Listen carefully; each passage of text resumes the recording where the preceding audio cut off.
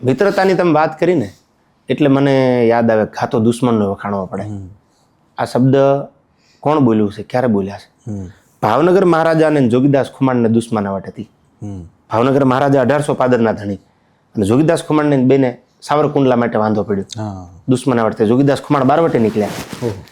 બારવટે નીકળ્યા. તમે ન વાંચ્યું હોય તો વાંચજો. તમે મેઘાણી ઝવેરચંદ લખે છે કે ભાવનગર મહારાજાના ઘરેથી રાણીબા અને એમના 2 કુંવર ભગવતી ખોડિયારના દર્શન કરવા નીકળેલા.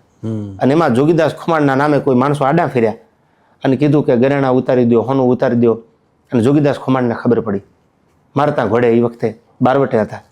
50 ઘોડે આવ્યા, મારીને ઓલાને તગડી મેલ્યા, કાઢી મેલ્યા. અને એટલું કીધું કે બેન, હું ભાવનગર સામે બારવટે છું. ભાવનગર મહારાજાએ મારી જમીન દબાવી, જાગીર દબાવી, કુંડલા લઈ લીધું, પણ તમે મારા બેન છો. દુશ્મનાવટ તો હતી જ ને. આજના યુવાનોને હું એ કહું છું કે આ શીખવાની જરૂર છે, આ જીવનમાં ઉતારવાની જરૂર છે. આ નશો હશે ને તો કોઈની તાકાત નથી કોઈ ઉતારી શકે. હું દાખલો આપું છું આપને આ માધ્યમથી કે તમે મારા બેન છો.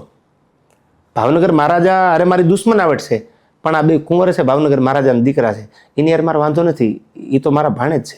તમે મારા બેન છો. બેન હવે દર્શન કરવા જવું છે કે સિહોર સુધી મૂકવા આવું? ત્યારે ભાવનગર મહારાજાની ગાદી સિહોરમાં હતી.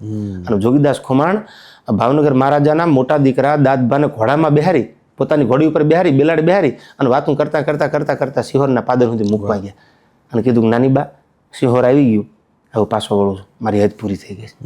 હું ભાવનગર સામે બારવટે છું. ભાવનગરના માણસો મને રાતથી ગોતવા માટે. અને તેથી વેલડામાં બેઠા બેઠા ભાવનગર મહારાજાના ઘરેથી નાની બાએ મીઠડા લીધા હતા. અને એટલું કીધું હતું, બાપ ભગવતી ખોડિયાર તમારા રખોપા કરે. સાંભળજો, દુશ્મન છે, ભાવનગર સામે બારવટે છે, તો રાજપૂતાણીયા બોલ્યા છે. મીઠડા લીધા બેઠા બેઠા વેલડામાંથી કે ક્રોડ દિવાળી તમારા રાત તપે, માં ભગવતી ખોડિયાર તમારા રખોપા કરે. અને હું જો એક દી તમારું બારવટું હોનાની મુઠ્ઠે પાર ન પાડું તો હું રાજપૂતાણી ન કહેવા. આ વાત આપણે આજે સાંભળી તો આપણા રૂવાડા ઉભા થઈ જાય. અને ઈ ભાવનગર મહારાજાના મોટા દીકરા દાદબાનું અવસાન થયું. હવે બેને સામે સામે તરવાર્યું ખેંચવાના વ્યવહાર, હામાં મળે ત્યાં સામે સામે બાકાજીકી વગાડવાના વ્યવહાર.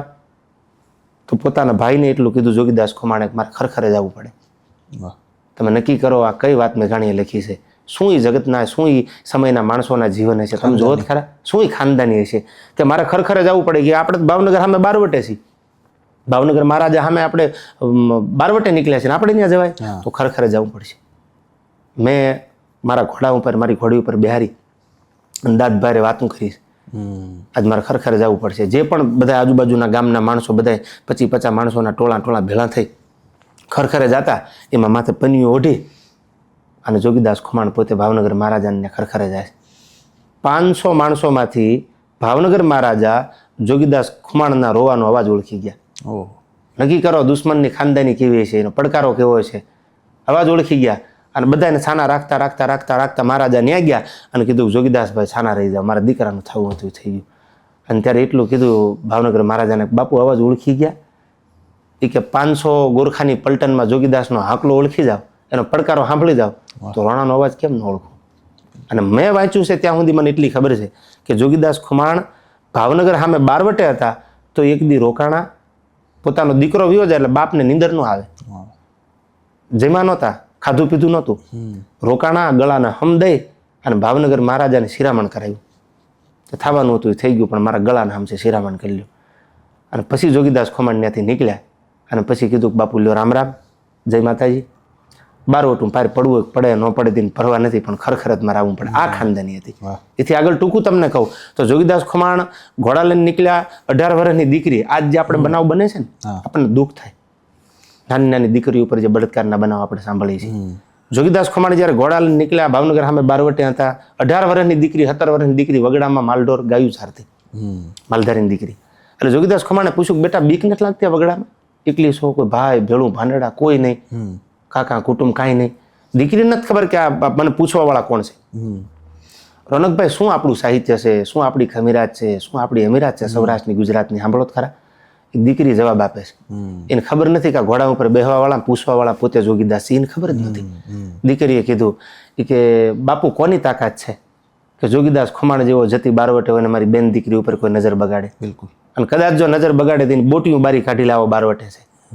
જોગીદાસે સાંભળ્યું આંખમાંથી હરખના આહુડા પડી ગયા. હા મારી દીકરીઓને એટલો મારા ઉપર ભરોસો છે. થોડાક આગળ જઈ ઘોડાના પેગડામાંથી પગ લઈ હાથમાં માળા હતી.